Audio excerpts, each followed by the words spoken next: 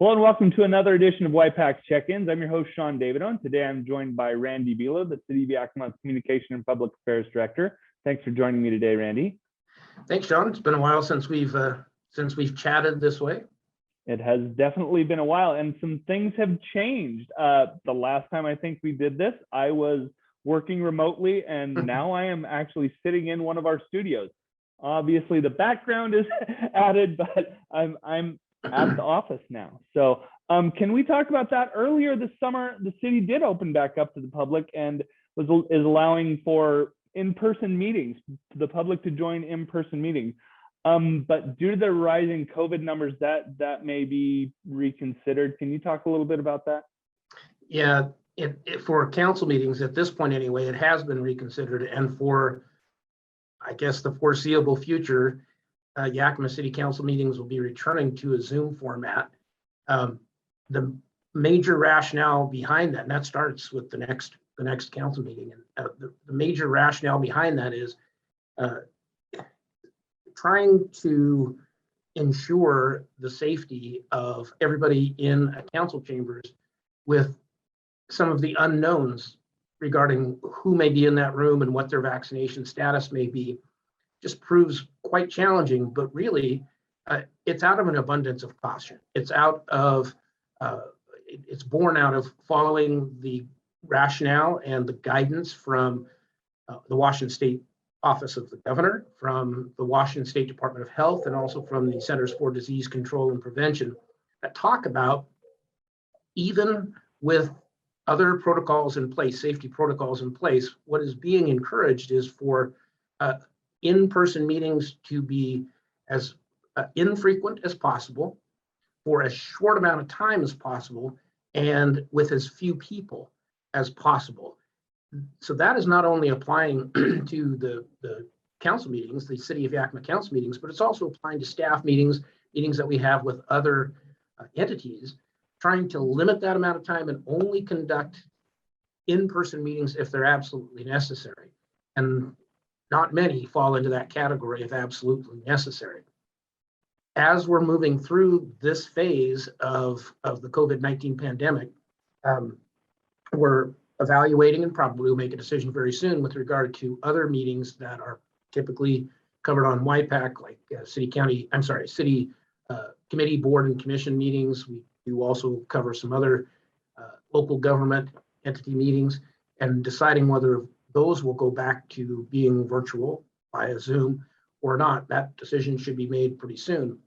One of the things that I don't know that it has really sunk in with a lot of folks in our community, but our infection rates, and more concerningly, our hospitalization rates are the highest that they've ever been.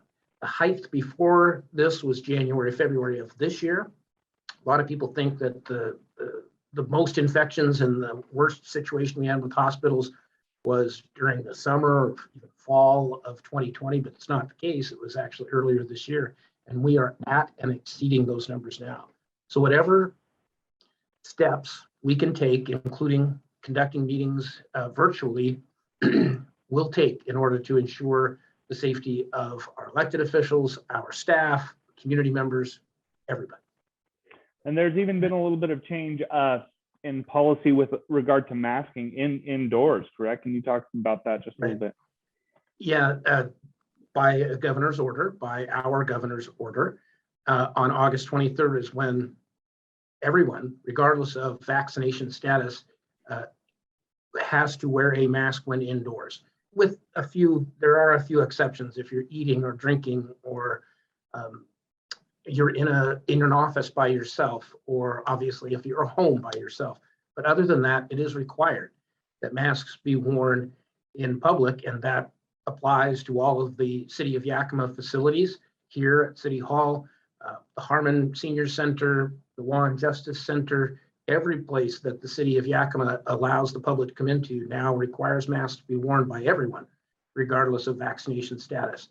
And again, as I mentioned before, while it's not part of this latest governor's order that people try and minimize. There are no crowd size requirements, gathering size requirements in this latest order. But the Secretary of Health, the governor, the CDC are all recommending that if you are going to be in a group of folks, that it be as small as possible for a short amount of time as possible. And that's what we're doing at City of Yakima facilities. And we hope the rest of the community follows that, because as I mentioned, the numbers are what they are, and it's putting a great deal of pressure on our healthcare system. And that's really the main motivation. While of course, the safety, the health and safety of individual community members is of course important. Really, some of these measures that are put in place to protect that safety are born out of not overwhelming the healthcare system. And unfortunately, that's happening right now in Yakima County. Yes, it is. I'm very familiar with that. Now let's talk about another part of the governor's order. At least on the state level, they are requiring vaccinations for all state employees. What's the City of Yakima's position on that? Having city employees vaccinated is not part of the governor's order. And in fact, the governor doesn't have jurisdiction over city employees. The governor's office does have jurisdiction over state employees and those in the education system. That's in Washington state statute, but not over city employees or county government employees. It's not something that the City of Yakima has considered seriously at this point. We will see. It's a real challenge when you start to go down that path of mandatory vaccinations for employees. There are union issues to deal with if we were to go down that path. There are just other considerations from an employee standpoint. And so it doesn't appear as though we are at that point now or really in the foreseeable future. Okay. Thank you for that. We're going to change gears a little bit and talk about some of the other stuff that is going on within the city. Work has continued on many of the projects throughout the city, including work on phase 2 of the North First Street project. Can you give some information on that project? Yeah, it's progressing really well, frankly. And I know the folks that drive North First Street on a regular basis. I assume a lot of people use that route to get out to Sela and into Yakima. And if you're doing that right now, it's a bit rough. I don't know that our community is terribly familiar with large infrastructure projects, transportation infrastructure projects. If you live in the west side of Washington State, over the last 30 years, you're very familiar with road construction projects, but not so much. You're not on a broad scale, not on a huge scale. And that's a pretty big project on North First Street. The first phase was completed a couple of years ago. The city was fortunate to secure some additional funding to complete phase 2, which will get the improvements to just about I Street. It's actually a little shy of I Street, but just about there. And then phase 3, which we hope to begin in the spring of 2022, will carry those. That's going to be the largest phase, and that will carry those improvements, with road improvements, their water, sewer, and other utility infrastructure upgrades, sidewalk upgrades, lighting upgrades. That phase 3 will begin next year, and that's the biggest part of the entire project, the entire North First Street renovation project. That will go all the way from basically I Street to Martin Luther King Jr. Boulevard. That's a big stretch, and it's going to be disruptive. This particular phase has been disruptive, and really, if you can find a different route, which there are many other ways you could get around that, then really it's worth your while to do that, because it's still a little rough there. The traffic patterns change based on the work that's being done. And we do anticipate, though, by later in the fall of this year, then that phase will be completed. Now, again, I walked down there the other day. It's quite a project. Just down past it, where phase 1 is, it's a significant improvement in the area. It is definitely going to change the face of that entrance into Yakima, right?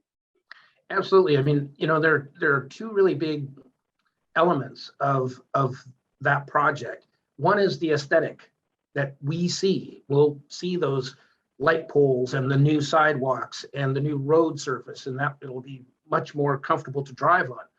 But an equally, if frankly not more important element, is the work that's being done underground that we won't see. And that's the improvement to, as I mentioned, water and sewer, other utility lines. Many of those systems in that part of town, parts of that system in that part of town date back 100 years. And obviously they're outmoded now, different size of pipes for water delivery, for fire service water delivery as well. They're not big enough, they're not adequate enough. So as the aesthetics of that area change, that hopefully serves to incentivize economic development and economic investment in that area. But this underground infrastructure also supports that kind of development. Now we'll be able to have some of those empty lots there. If there are developers who are interested in building on them, they'll now have that infrastructure in place, not just the road stuff, but also the utility infrastructure underground. So really important project for the future of Yakima, not just because it will look nice, which it will, and it does, but also because of the importance to the economy as it relies on the infrastructure. And you can see that is some of the work that if you do drive through that area, you can definitely see some of that underground work going in right now. So if you're in that area, folks, that is what's going on, and it is a crucial part of that. And keep that in mind as we move along. The next project that we're going to talk about is the Cascade Mill project. There's a lot of work going on down there. If you drive along the freeway, you can see all that going on. And just east of that, on the other side of the Yakima River. Can you talk a little bit about that and where we're at in that project? So that is all part of what is called the East-West Corridor. And the East-West Corridor is a concept that has been being considered, talked about, developed really for the last couple decades. And several years ago in 2015, there was a funding package passed through the legislature that made it possible for significant transportation infrastructure investment to be made. And that really is part of what's helping drive the development of this additional corridor that will help channel traffic from the Terrace Heights area off of Keys Road there, and then down and across the Yakima River, and then into Yakima. The east-west corridor on the east side of the Yakima River is the responsibility of Yakima County. That area out there is what we call unincorporated. It is not a formal city out there. It's county property. So the county public works folks are leading the effort there, and that where that's going on out there is not where a lot of people would just normally travel to, down Keys Road and then west toward the river. But I've gone down there a couple of times, and it's really something else. It's very impressive. It's going to not only allow for transportation of vehicles, but it will also provide pedestrian paths, bike paths, etc., which will be an incredible asset for our community. But really that transportation corridor, which will cross the river, it will underneath Interstate 82, and then it will come out into the mill site property. What the city's part is to build what's called Bravo Company Boulevard. Work on that started several years ago. You can kind of see it dead ending just off of Lincoln Avenue, kind of over by Fairfield Inn and so forth, trampoline park. It dead ends right there. For the last year or so, there's been work going on the mill site property, and this 10 acres that used to be a City of Yakima landfill. And that's years ago, decades ago, when the city used that as a landfill. And what the city has been, or the crews that are working for the city have been doing over the last many, many months, is clearing a corridor through that landfill area, digging down, removing the waste that's in there, and creating this pathway for roadway, for utility infrastructure and the like. Where Bravo Company Boulevard will eventually meet up with the east-west corridor. There will be a roundabout right there. Ultimately, the idea behind the east-west corridor is to connect it to Fruitvale Boulevard. So there will be another east-west, west-east pathway through the city from one end out all the way into Terrace Heights. The work on the actual installation of the utility infrastructure and the roadway for that extension now of Bravo Company Boulevard, we expect that to start sometime in 2022. Wonderful. Now we're going to change gears a bit from land to water with another huge project that has just started, the Nelson Dam project. So that has actually begun. They are actually out there in the water working a little bit now. Can you talk about that project and what that means to the residents? Absolutely. I mean, and I could spend a lot of time talking to you about the Nelson Dam project, because it is pretty complicated as to what the Nelson Dam project is and is part of and will do. But to summarize, it's part of what's called the Yakima Basin Integrated Plan. Many people have heard about that, but then others I'm sure have never heard about the Yakima Basin Integrated Plan. What it is, it's a 3 decades long process to try and increase and improve the delivery of water to our area, all the way from the Yakima Basin starts way up above Cle Elum, goes all the way down to the lower valley. That's the idea, is to make better usage of the water resources there by piping some of them, covering canals, increasing the efficiency of dams and the like. And in the case of the Nelson Dam, it is an irrigation diversion dam. It's just a little beyond what we have always referred to as the Twin Bridges going out to Glede, the Glede area, Natchez, on Highway 12. Just below, the Painted Rocks are, if you're heading west, Painted Rocks are over to your left, and it's right down there by Powerhouse Road, just on the other side of the bridge. It was built many years ago, and essentially all that the Nelson Dam is as it exists today is a wall, a concrete wall that allows for the diversion of water, irrigation water in specific, to Yakima, City of Yakima customers. Well, part of the problem with that design is it does block the water for sure, but it also creates other sediment problems and also is not great at controlling flood issues. We've seen that happen in the last few years. The idea behind, and one of the things that wall does, is it blocks fish from making it up the Natchez River. Right. And so the benefits that will come from this really interesting and innovative design for the new Nelson Dam, it won't be just this concrete wall across the river. It will divert water over to a portion of the river, allowing the river to flow much more freely, which is an improvement for habitat for not just fish, but a lot of other species as well. The riparian zone, which is a bird zone, and down through there will be greatly improved. It will restore a little bit more natural flow to the Natchez River in that area, which will help with flood control. Rivers self-designed to be able to spread out in times of flooding. Well, with a lot of the channeling that's been done over the last century or more, it's changed the flow of those rivers. And when that power of the water comes along, it's going to go the way it's going to go. And oftentimes it breaks through those channels, those levees, and causes flooding problems. One of the things I think, though, that a lot of people don't realize is that it's also going to open up some recreational opportunities. Right there by Nelson Dam, we'll now be able to have public boat docks for kayaks and the like. We're not talking about power boats going in there because it's a pretty shallow river, but it will offer the opportunity, and the county and the city of Yakima are both working on that project together. And this is, I think, really exciting. It's going to open up more than 300 miles for fish to be able to migrate up the Natchez River. They haven't been able to do that for 5 decades since that irrigation diversion dam was built there. And that's pretty exciting. It's all, again, part of this Yakima Basin Integrated Plan to improve not only water delivery and efficiency of use of water, but also to improve the environment for everybody who uses it, including us, including birds and fish and everyone.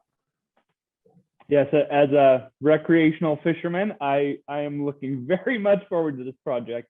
I was down there just the other day, saw some deer out just up past it. Fish and just, you know, all of the wildlife that is there will just be enhanced tremendously. And so I know all the outdoorsmen out there, this is a great thing for all of us. Absolutely.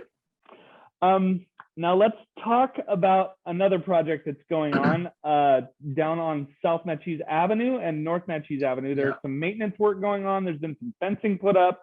Can you explain what that is and what's going on down there? Yeah, and I appreciate the opportunity to chat about that, because there's been some confusion, I guess, as to why there's been fencing, temporary fencing, put up along the Natchez Avenue Parkway between Walnut Avenue and Yakima. Well, that area has been used quite a bit in the last several years, and it's resulted in some damage to the vegetation there, most notably the grass, but also to some of the very old trees along the Natchez Avenue Parkway. And many of them have roots that are above ground, partial roots that are above ground. And those have become damaged, and the trees suffer because of that. They're not as healthy as they might be. And one of the other things that's happened with the irrigation system in the parkway is the city of Yakima spent literally thousands of dollars repairing the irrigation system, because the sprinkler heads are unfortunately vandalized and oftentimes broken off. And that, of course, leads to the vegetation in the area not being as healthy as it could be. So what the city has decided to do is temporarily put up that fencing, allow the vegetation on those islands, is what we call them, to rebound a little bit, to heal a little bit. And then we'll go in, we'll take a look at the irrigation infrastructure underground. We don't really know at this point how extensive the repairs extensive the repairs may need to be made to that irrigation infrastructure. We'll know that when we uncover it. And then hopefully restore that area back to its glory. And it's a really, really beautiful area down there. One of the things that maybe not a lot of people know, but when North Yakima was being plotted, an engineer from the Northern Pacific Railway, a guy named Paul Schultz, he was in charge of bringing the depot to North Yakima as the Northern Pacific Railway moved its way west. He plotted the street layout in Yakima, and maybe not a lot of people know this, but the streets in Yakima are on a grid pattern, very much a grid pattern, which is not all that normal, I guess. I grew up here and I just always thought that's how streets were laid out, but it's not always the case. And that parkway, the Natchez Avenue Parkway, Paul Schultz was originally from Baden-Baden, Germany. And he designed a lot of the street system based on what he knew from Baden-Baden, including this grand parkway. And in Baden-Baden, there's a famous parkway. And Natchez Avenue Parkway is Paul Schultz's interpretation of that parkway in Baden-Baden. And back in the early part of North Yakima, which is now the city of Yakima, the housing along the Natchez Avenue Parkway was the premier housing in the city. And that was the place, that was the prestigious place to live. And it's still an awfully beautiful area and pretty unique to have that parkway that stretches for blocks along Natchez Avenue. And this is an effort to restore part of the parkway to its former glory, and so that it can be used by people for years to come. Sounds like a great project going on. We're going to talk about another issue that is somewhat related to that project. And it's not necessarily a project, it's an ongoing issue with homelessness in the Yakima area. And it's one of the priorities of the Yakima City Council. What are we doing to help homelessness? What are some of the things that the city is doing and working with other groups to help our homeless population?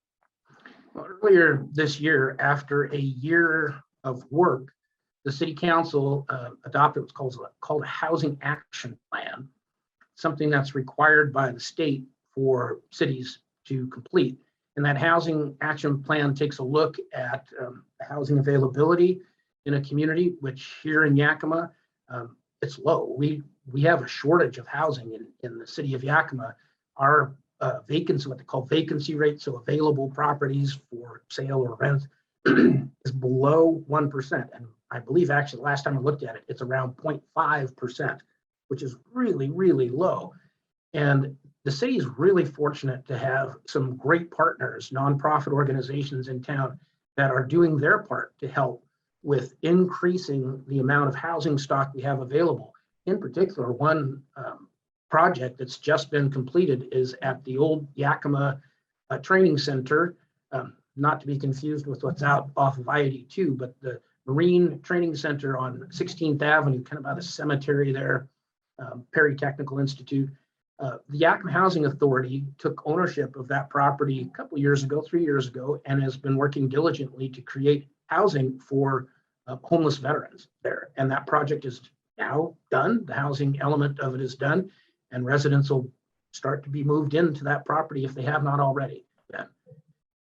Some of the other partners that we have, Neighborhood Health and Camp Hope and the Homeless Network and the Union Gospel Mission, they have all stepped up and are helping to address the homeless situation where and when they can. Specifically, one thing that the city of Yakima is doing is looking at some of the property that the city owns, particularly in downtown, in the downtown area, where it's just parcels of property that the city has acquired over decades for one reason or another, and hopefully being able to construct some low to moderate income housing on them. One of the sites that's being looked at actually is just outside the door here at City Hall. It's a parking lot, used as a parking lot right now.